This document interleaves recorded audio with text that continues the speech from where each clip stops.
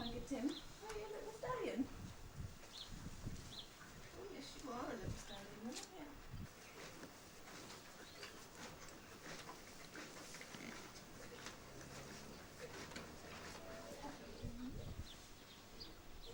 Oh, you little sweetheart.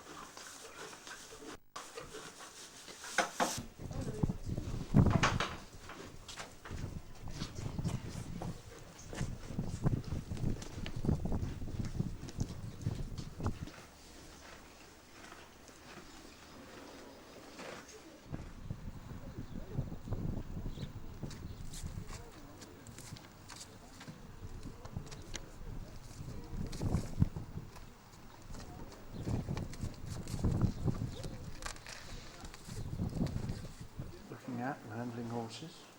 Pardon? This is Madam Butterfly, owned by Joanna Lumley.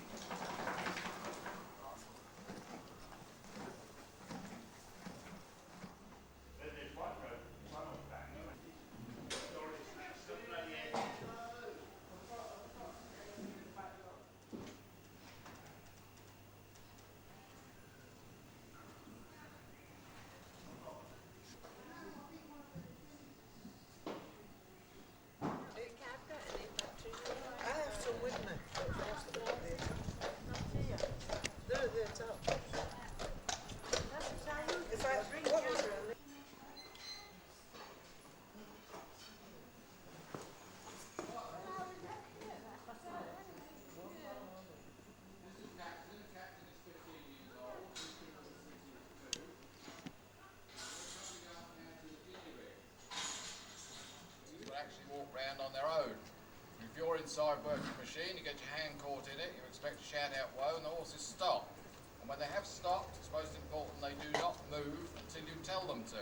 Backside every time he stopped.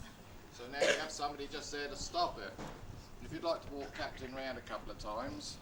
Captain, walk on.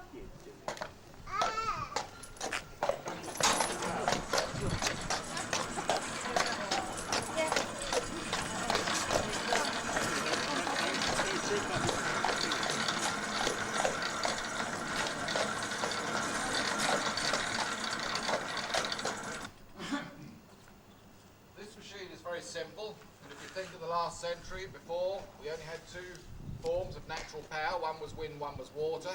Everybody else had to use a ginny rig. You could have a single horse gin, double horse, 4 horse or 6 horse. The most common reason for having a 6 horse ginny was obviously to get coal miners up and down from the mines. They had no other way of doing it before engines were invented.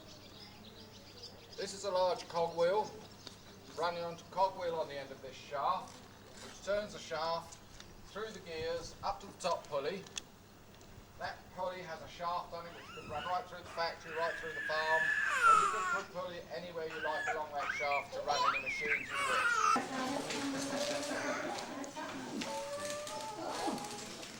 I don't know whether any of you are actually involved with horses, but they will always remember those instilled in their mind. They do correctly.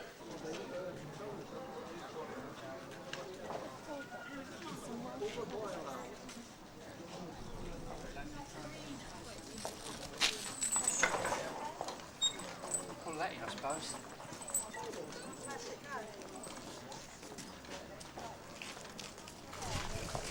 It's a break, Sean. Aye? Break, Sean.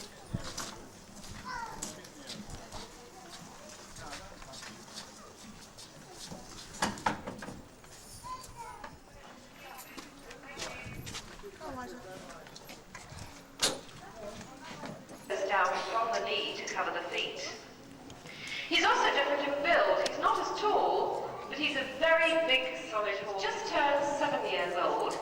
He's been with us for getting on for 2 years now, but before joining us, he was tremendously television too. He's been on programs which include Blue Peter, and he's also done a great deal of work as the mascot for a well-known charity.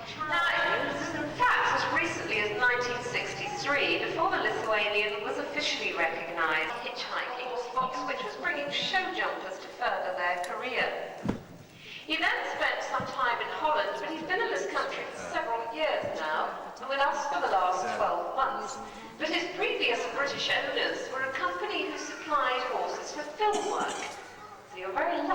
meet a famous film star today, and I think you'll agree he's nearly as good looking as Tom Cruise.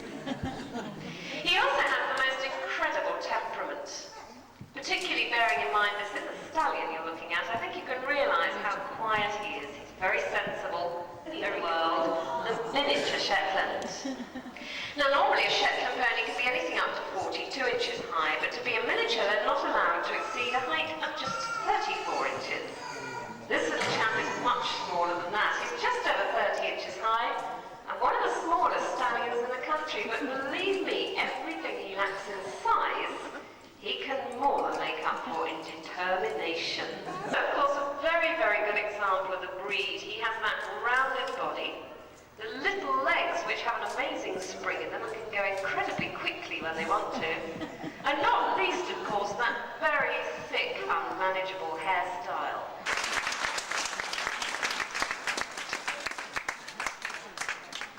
To start with, his riders had little or no protection from weapons.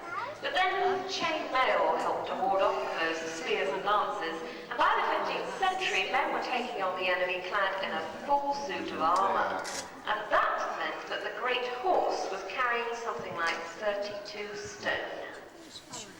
Despite that, the great horse was much shorter than the Shire of today, but it soon became obvious that the bigger the horse you were riding into battle, the more frightening it would look. By the time Elizabeth I came to the throne, gunpowder had been invented, so that meant that the days of the horse at war were definitely numbered.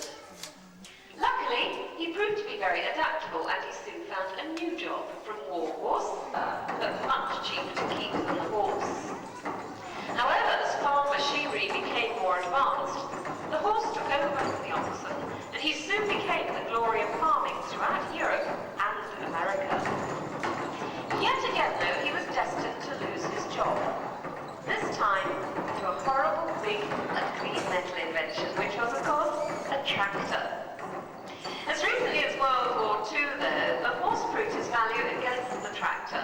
It has. And for a long time, we depended on him for our means of communication, with systems such as the famous Pony Express, which in the mid-19th century began to take the mail right around the road. You can see wooden rollers fitted, and this is simply for the horse's protection, to stop his sides being rubbed by the rope, as it was often pressed very hard against him by the sheer weight of the barge behind.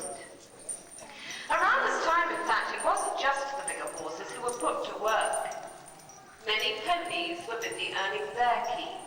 And during the 19th century, some of these ponies even found themselves working underground, transporting the coal from the mines. They took the place of the children whose labours down the mines became illegal in the 1850s. Again, they had specially designed harness. You'll see that there's a thicker, broader piece of leather running between the ears down across her face. And even more unusual, if you look at her eyes, are the little cages that surround them. And of course, this was all adapted to stop the ponies being injured by any falling in Italy. And it was there in Roman times that they proved just how useful they could be. They were ridden, they carried the army's baggage, they drew carts, and they even worked on the land rush. Mules are incredibly strong, they're very sure-footed, they're cautious, and they have a fine sense of self-preservation. But of course there's one thing about their characters which has produced one of our best-known expressions with which I'm sure you're all familiar. It is of course as stubborn as a mule. Now moving forward to the present day and back to the Shire horses, although they've got many times on television and in the national press, in the gift shop you'll see they even have their own book telling their life story. They are, without doubt, the best-known Shire horses in this country and probably the world. And the reason why is they are the only twin Shire